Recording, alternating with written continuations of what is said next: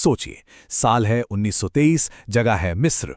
एक अमीर British Lord अपने बिस्तर पर तड़प रहा है। घड़ी में ठीक 1:55 हुए हैं और वो अपनी आखिरी सांस लेता है। और जानते हैं ठीक उसी पल क्या होता है? पूरे के पूरे काहिरा शहर की बत्ती गुल हो जाती है। और तो और हजारों मील दूर इंग्लैंड में उसका पालतू कुत्ता भी दम तोड़ देता है। बस यहीं से जन्म होता है एक ऐसी कहानी का जिसे दुनिया जानती है मम्मी के श्राप के नाम से। तो चलिए आज इसी मशहूर कहानी की परतों को खोलते हैं और सच का पता लगाते हैं। तो हमारी कहानी की शुरुआत होती है एक मौत से। एक ऐसी मौत जिसने इस शराब की किंवदंती को आग की तरफ फैला दिया। जरा इन अजीबोगरीब घटनाओं पर गौर कीजिए। 5 अप्रैल 1923 की रात लॉर्ड कार्नरवॉन, जो तूतनखामुन की खोज का सारा खर्चा उठा रहे थे, एक मच्छर के काटने से हुए इन्फेक्शन की वजह से दम तोड़ देते हैं। और ठीक उसी पल काहिरा में अंधेरा छा जाता है और फिर हजारों मील दूर इंग्लैंड में उनका कुत्ता सूजी भी मर जाता है। अब बताइए, एक ही वक्त पर एक इंसान की मौत, पूरे शहर की बिजली का जाना और उसके कुत्ते की मौत, इसे संयोग कहें या कुछ और, बस इसी बात ने लोगों के मन में एक गहरा खौफ पैदा कर दिया।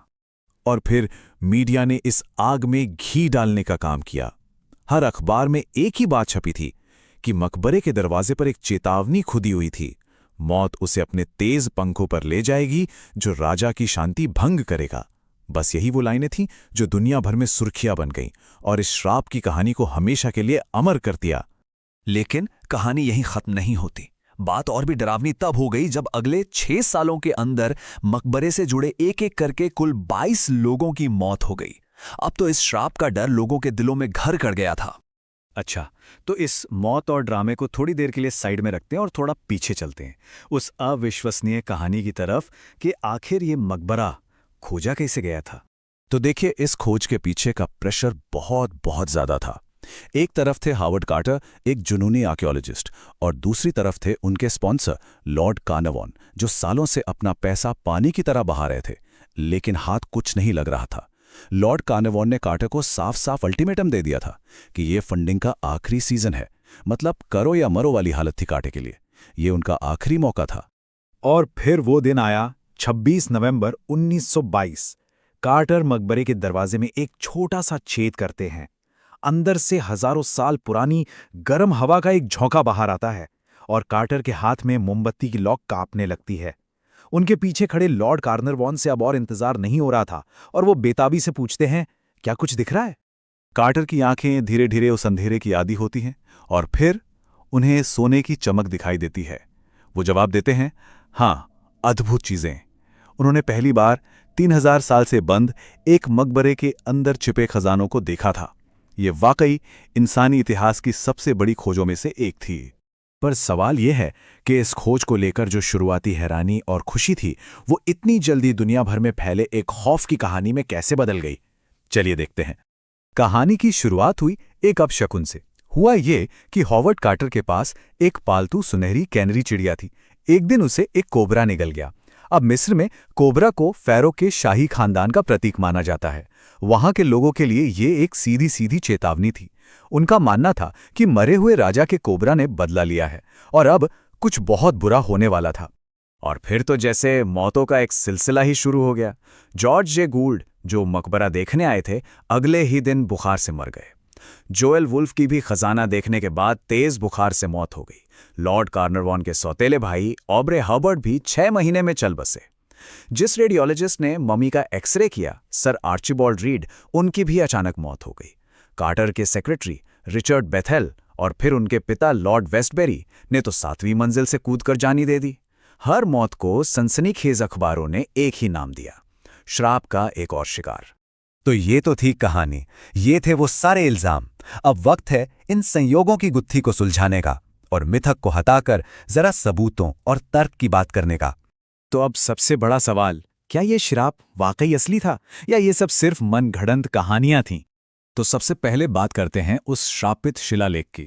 सच तो यह है कि ऐसा कोई शिलालेख कभी मिला ही नहीं। जी हां, मौत उससे अपने तेज पंखों पर ले जाएगी, ये लाइनें कभी किसी पत्थर पर खुदी हुई नहीं मिली। ये पूरी कहानी एक रिपोर्टर ने गढ़ी थी। हुआ ये था कि उसने एक गार्ड से इस अफवाह के बारे में पूछा और गार्ड ने न हाँ कहा न ना, बस मुस्कुरा दिया। बस इतने से ही ये झूठी कहानी पूरी दुनिया में सच बनकर फैल गई। और बाकी घटनाओं के भी वैज्ञानिक कारण मौजूद हैं, जैसे कि लॉर्ड कार्नरवॉन की मौत। 1923 में पेनिसिलिन नहीं था। उस जमाने में एक मामूली मच्छर का काटना भी जानलेवा इन्फेक्शन बन सकता था, और कार्नरवॉन की सेहत पहले से ही खराब थी। मकबरों के अंदर हजारों साल से बंद रहने की वजह से खतरनाक फंगस भी हो सकते हैं, जो सांस की बीमारी पैदा कर सकते हैं।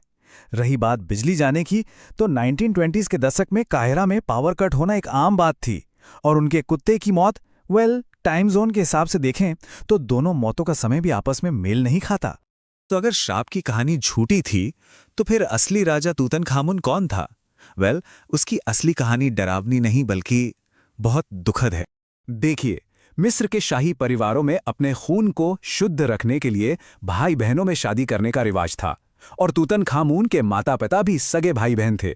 पीढ़ियों से चली आ रही इस प्रथा की वजह से उसे विरासत में गंभीर जेनेटिक बीमारियां मिली थीं।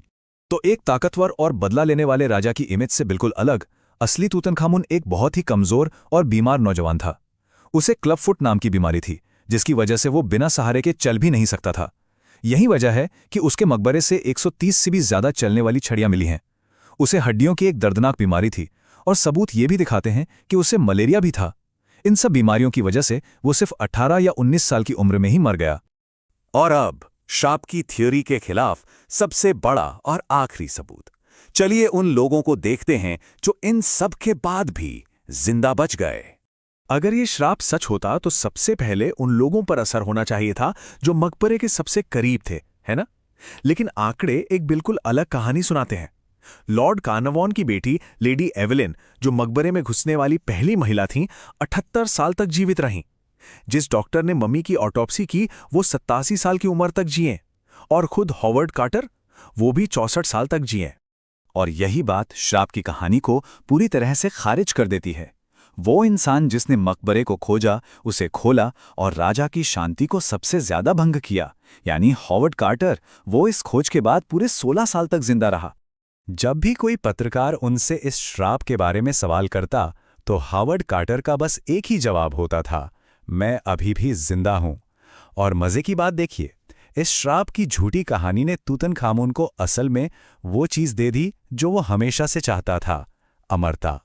आज पूरी दुनिया तूतनखामुन को जानती है। वो इतिहास का सबसे मशहूर फ़ैरो है। शायद यही उसकी असली जीत थी।